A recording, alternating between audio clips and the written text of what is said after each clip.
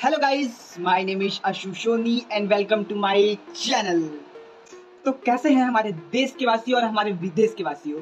तो जैसा कि आप लोग को पता है कि हमारे देश में, हमारी कंट्री में, हमारे भारत में G20 का सम्मेलन चल रहा है, जो कि हमारे लिए बहुत ज़्यादा गर्व की बात है। तो आइए इस चीज़ को लेके हम लोग बात करते हैं। ये कैसे स्टार्ट हुआ, क्या है G20 का मतलब क्या होता है, बहुत सारी बातें करेंगे और बहुत सारे जो मन में डाउट्स उसको क्लियर करने की कोशिश करेंगे। तो गाइस कुछ बहुत कम शब्दों में हम इसको बताएंगे कि G20 क्या है, कैसे शुरुआत हुई, बहुत सारी बातें। उसके बाद हम कोशिश करेंगे एक छोटे से क्लिप को दिखाने की, जिससे आप लोग को पता चल सके कि ये G20 इस बार हमारे लिए इतना इंपॉर्टेंट क्यों है और इस बार G20 में इतना खास क्या है। सबसे पहले तो आप लोग के माइंड में एक चीज आ रहा होगा कि G20 का मतलब क्या होता है। तो जैसा कि हम बता दें कि G20 का मतलब ये होता है ग्रुप ऑफ 20। मतलब ये होता है इसका हिंदी में कि 20 देशों का एक समूह होता है, उसको G20 कहा जाता है। तो गाइज आप लोग के मन में ये भी आ रहा होगा कि जो G20 आखिर बनाया क्यों गया, इसका मकसद क्या था बनाने का। जैसा कि आप लोग को पता है कि हम लोग का जो घर होता है, हम लोग का जो सोसाइटी होता है, तो वहाँ पे किसी भी अगर बात को लेकर डिस्कस करना होता है तो हम लोग एक समूह बनाते हैं, आपस में बैठते हैं, हफ्ते में, महीने में, साल में एक बार बैठ के उस चीज़ को लेकर बात करते हैं। तो G20 का मेन मकसद यही था कि सारा देश, जो 20 देश को इसमें इंक्लूड किया गया है, वो सब आपस में बैठ के एक बार अपने देश को लेकर इम्प्रूव, डेवलप को लेकर बात करें। तो गाइस G20 का जो स्टार्टअप हुआ था, जब वो बना था, जब इसका नींव रखा गया था, वो सन 1919 ईस्वी में रखा गया था और इसका फर्स्ट समिट जो है 2008 में अमेरिका के थ्रू किया गया था। तो गाइस आप लोग के मन में एक बात और आ रही होगी ना कि ये जो G20 है ये हर साल अलग अलग देशों में क्यों होता है। तो जैसा कि आप लोग को बता दें कि ये जो 20 देश का समूह है, इसी में हर साल अलग अलग देशों में ये G20 आयोजित किया जाता है। जैसा कि आप लोग ये भी सोचते होंगे कि आखिर ये डिसाइड कौन करता है कि किस साल कौन से देश में G20 को आयोजित किया जाएगा। तो हम बता दें कि जैसा कि इसकी प्रेसिडेंसी जो है, इसकी अध्यक्षता जो है, वो 3 टाइप में बटी हुई है, पास्ट, प्रेजेंट एंड फ्यूचर। ये इसी पॉलिसी के हिसाब से काम करती है और इसी हिसाब से अलग अलग देशों में इसे आयोजित किया जाता है। ये 3 टाइप पॉलिसी का मतलब क्या होता है? मैं नहीं बताऊंगा। बताऊंगा, मैं ही बताऊंगा।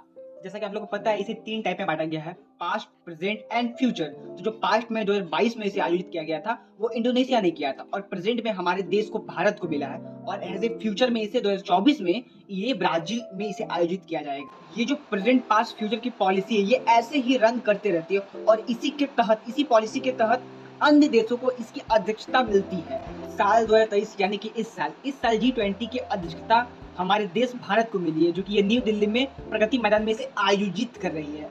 G20 जिस साल जिस कंट्री में उसे होना, जिस देश में उसे होना होता है, तो वहाँ के लोग, वहाँ का जो लोगो होता है, वो कंट्री अपने हिसाब से उसे रिप्रेजेंट करता है। तो भारत ने अपने लोगों को इस हिसाब से रिप्रेजेंट किया। तो इसका मतलब क्या होता है?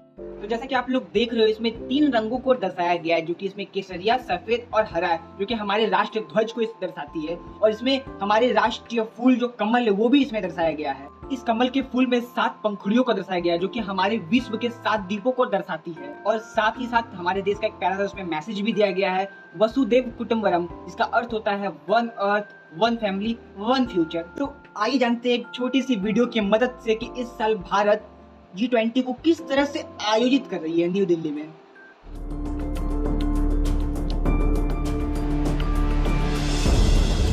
9 सितंबर से 10 सितंबर के बीच देश की राजधानी दिल्ली में दुनिया के सबसे बड़े मंच यानी G20 समिट का आयोजन हो रहा है, जिसमें दुनिया के शीर्ष 20 देशों के राष्ट्रीय अध्यक्ष हिस्सा लेंगे। भारत के लिए ये समिट खास इसलिए है क्योंकि ये पहली बार है जब इतने बड़े मंच का आयोजन भारत में हो रहा है। अब आइए विस्तार से जानते हैं कि G20 समिट है क्या और इसका इतिहास क्या है। भारत के लिए ये समिट इतना महत्वपूर्ण क्यों है? G20 दुनिया की सबसे बड़ी अर्थव्यवस्थाओं का अंतर्राष्ट्रीय आर्थिक सहयोग मंच है, जिसमें 19 देश और यूरोपीय यूनियन शामिल हैं। ये 19 देश हैं अर्जेंटीना, ऑस्ट्रेलिया, ब्राजील, कनाडा, चीन, France, Germany, Bharat, Indonesia, Italy, Japan, Mexico, रूस, सऊदी अरब, दक्षिण अफ्रीका, दक्षिण कोरिया, तुर्की, यूनाइटेड किंगडम और संयुक्त राज्य अमेरिका। ये संगठन दुनिया की 85% GDP और 75% से अधिक वैश्विक व्यापार और इसके साथ ही दुनिया की 2/3 आबादी का प्रतिनिधित्व करता है। G20 की अध्यक्षता सदस्य देशों के बीच हर साल बदलती रहती है। इस वर्ष भारत G20 का अध्यक्ष है और भारत के पास ये पद नवंबर 2023 तक रहेगा। इससे पहले 2022 में G20 की अध्यक्षता इंडोनेशिया के पास थी। आपको जानकारी के लिए बता दें कि भारत के बाद G20 की अध्यक्षता ब्राजील के पास जाएगी। इसी क्रम को G20 ट्रोइका बोलते हैं। वर्तमान समय में G20 ट्रोइका के सदस्य देश इंडोनेशिया, भारत और ब्राजील हैं। G20 की स्थापना 1999 में एशियाई आर्थिक संकट के बाद की गई थी। उस समय सदस्य देशों के गवर्नरों और वित्त मंत्रियों के बीच मीटिंग होती थी, लेकिन 2008 की महामंदी के बाद सदस्य देशों के राष्ट्र अध्यक्षों के बीच ये मीटिंग होने लगी और तब से G20 के लीडर्स हर साल नियमित रूप से इस समिट को अटेंड करते हैं। G20 का शुरुआती फोकस माइक्रोइकोनॉमिक्स मुद्दों पर था, लेकिन अब इसके अतिरिक्त G20 का फोकस व्यापार, जलवायु परिवर्तन, सतत विकास, स्वास्थ्य, कृषि, ऊर्जा, पर्यावरण, भ्रष्टाचार और आतंकवाद जैसे मुद्दों पर हो गया है। G20 को मुख्यतः 2 ट्रैक में डिवाइड किया गया है और ये ट्रैक हैं फाइनेंस ट्रैक और शेरपा ट्रैक। फाइनेंस ट्रैक में G20 के वित्त मंत्रियों और गवर्नरों के बीच आर्थिक मुद्दों पर बात होती है। वहीं शेरपा ट्रैक में राजनीतिक जुड़ाव, भ्रष्टाचार, विकास जैसे व्यापक मुद्दों पर ध्यान केंद्रित किया जाता है।